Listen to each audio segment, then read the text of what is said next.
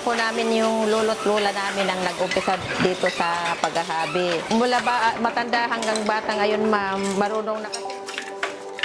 Pag hindi ka naghabi, marami kang naramdaman na masakit. Ng mga matatanda, mga balakang, yung likod, ganun. Pero pag naghabi ako, wala. Parang wala. Si nanay.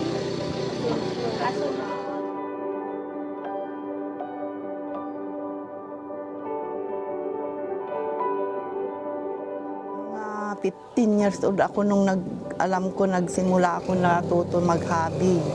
Dahil yun ang hanap buhay ng mother ko. Ako naman ng panganay na babae, ako nang kasama yung mother ko na naghahanap buhay, kaya maghabi ang natutunan ko na trabaho. Wala akong ibang alam na trabaho, maliban sa bukid noon, kaya ko pa. Yun ang hanap buhay namin, nagsisikka kami, yung nagbubunot ng palay.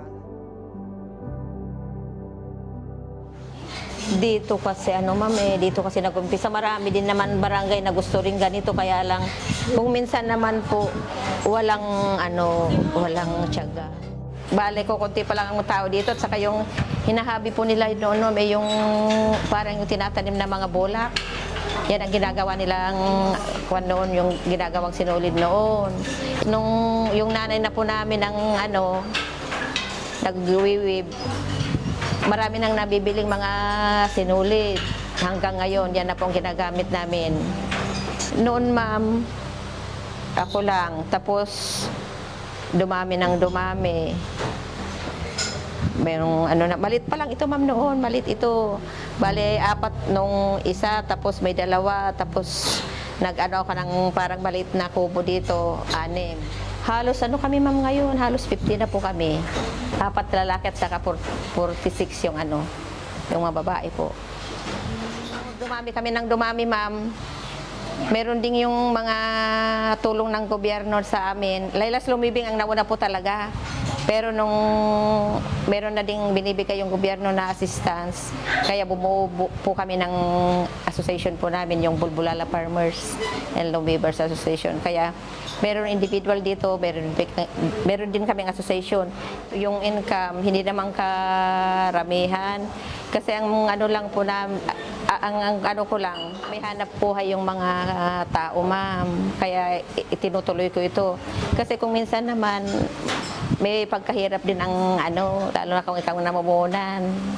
Pero itinutuloy po namin kasi kung hindi namin ituloy ito, wala kaming hanap buhay.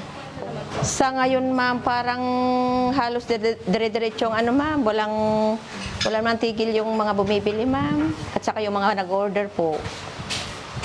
Kaya walang masabing mahina ang weaving, ma'am. Tuloy-tuloy lang. Malakas po talaga, ma'am, lalo na ngayon yung mga designer, yan ang ginagamit nila. Na namin sa pag-exhibit namin, halos puro designer po ang namimili sa amin, ma'am. At saka yung mga nakasubok na rin sa yung mga damit na hinahabi namin, gustong-gusto po nila, ma'am, na binibili. Yan ang obserbasyon namin. Magandang kasing tulong sa amin talaga kaming mga nanay na kahit yung pinag-aralan, ma'am, yung mga iba dito rin sila kung wala silang mapapasukan sa gobyerno. Dito sila maghanap buhay. Kasi magandang hanap buhay po ito. Dito ka na, pwede mong isama yung mga anak mo kahit paliliit sila, dito sila naglalaro.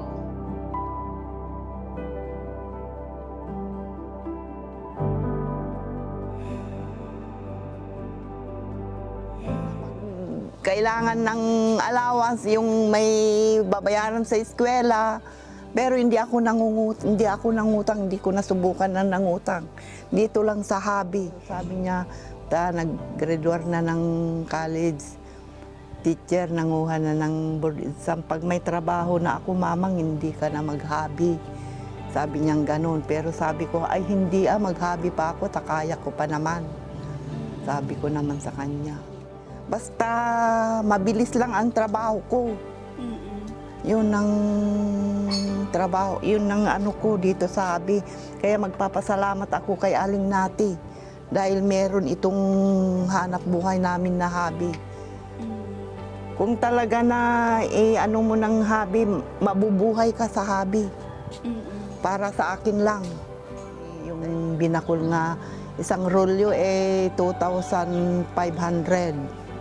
Ayun yun, magagawa ko ng mahigit na 2 linggo dahil mga alas 9 ako magsimula hanggang mananghalian, ganun na naman.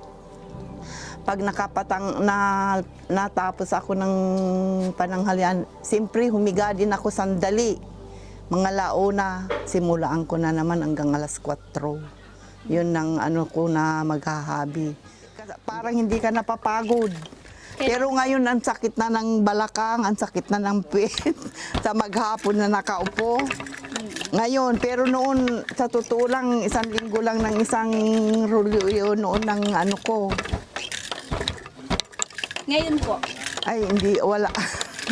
Mga isang kumot na lang, mga 7 yarda. Ito yung batido, yun ang tawag namin batido. Ito. Tapos ito, goron. Ito pong batido, para po saan yan? Para yung paglagyan nito, itong sugod. Sugod ang tawag namin dito. Dahil pag wala ito, wala namang ganitong design. Tapos ito, goron. Ito, oryong. Ito ang oryong. Hindi mo maano ng design kung wala ito. Itong dalawang ito. Yun. Yun po ang bahagi ng Ng habian. habian. Tilar, ito. Buo. Ang tawag namin dito, tilar. Baddekan, ang tawag namin dyan. Ano pong, Ito naman, sidoko. ito po? Oo, ito. Ano pong ginagawa naman ito? Pag wala yan, hindi mo hindi mo maganito. Itong parang kambyo. Ganyan. Ito, ipuligos mo na ganito, ito. Lagyan mo ng mga baslag, ito. Yun, ilagay namin dito. Saka sumunod yung goron, ganun.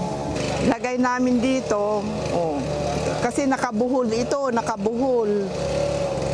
Tapos pag ilagay na namin dito sa isa-isa. Tingnan mo isa-isa. Tapos ilagay namin doon. 2 sinulid ng isang ganyan. Pag nilagay na dito, buhulin namin ito. Yan, umpisaan na namin na maghabi. Magdi-design ka na. Yung mabibilang pa yan at pag hindi mabilang, hindi naman maganda tingnan. May bilang yan. Pag nagkamali ka, hindi lalabas na ganyan. Ano pong tawag dun sa design na yan? Hindi ko alam ng tawag, basta tawag namin dito, binakol. Natuto po kayo mag-hobby? Lahat na po ng designs alam niya? Oo, naman, ito pag ganito na alam mo na yung design. Bakit niyo po pala sinusukat? Parang pare-pareho, parang pag nagtahi, pare-pareho yung dugtong. Yung nailagay na kuwan.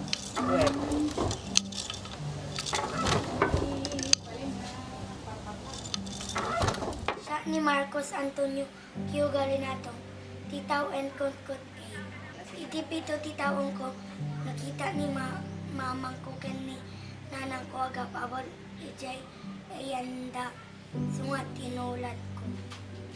Nagpasuro na kanina. Sinasaway namin kung masyado naman kung magtagal, ma'am, kasi bata pa sila. Dito yung amin nun, ma'am, tinakagisnan mi mo ito nga hanap buhay na kita naganak kada kami. Iso nga iso matin tuloy mi ma'am nga hanap buhay mi moten ken napintas met nga hanap buhay nga ipamana min to mulaeng kadagitay anak mi mulaeng ma'am. Tapno nga mawan dato nga industriya ma'am ken iso mo tiga po nga tumulong kada kami ti gobyerno ma'am ta kaya da mga nga mawala dayto nga pagsapulan ma'am. Hanap buhay.